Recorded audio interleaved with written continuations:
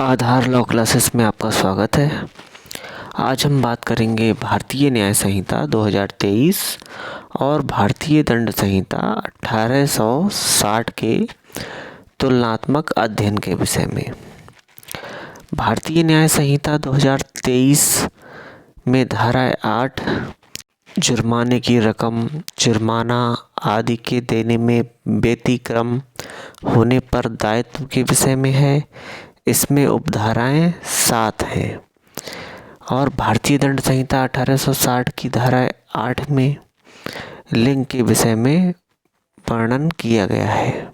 भारतीय न्याय संहिता 2023 की धारा 9 में कई अपराधों से मिलकर बने अपराध के लिए दंड की अवधि के विषय में वर्णन है और भारतीय दंड संहिता 1860 में धारा 9 वचन के विषय में है।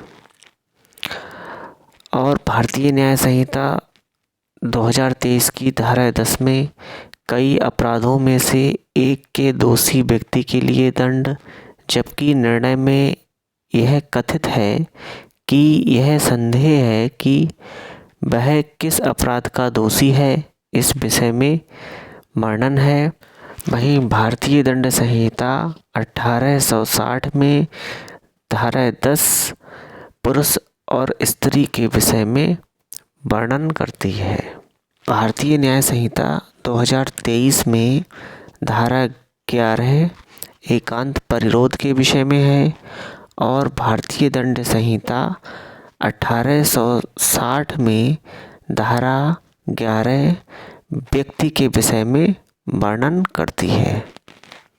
भारतीय न्याय संहिता 2023 की धारा 12 में एकांत परिरोध की अवधि के विषय में वर्णन है। वहीं भारतीय दंड संहिता 1860 में धारा 12 लोक के विषय में वर्णन करती है। भारतीय न्याय संहिता 2023 की धारा 13 में पूर्व दोष सिद्धि के पश्चात कतिपय अपराधों के लिए वर्धित दंड के विषय में वर्णन है। वहीं भारतीय दंड संहिता 1860 में धारा 13 क्वीन की परिभाषा के विषय में है। यह विधि अनुकूलन आदेश 1950 द्वारा निर्मित है। भारतीय न्याय संहिता 2023 की धारा 14 विधि द्वारा आबद्ध या तथ्य की भूल के कारण अपने आप को विधि द्वारा आबद्ध होने का विश्वास करने वाले व्यक्ति द्वारा किया गया कार्य के विषय में बताती है।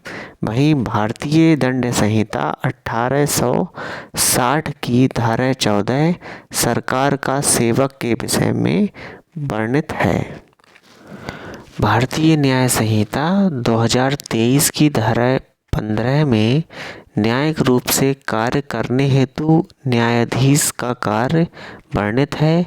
वहीं भारतीय दंड संहिता 1860 में धारा 15 ब्रिटिश इंडिया की परिभाषा के विषय में वर्णित है। यह विधि अनुकूलन आदेश 1950 द्वारा निर्मित है।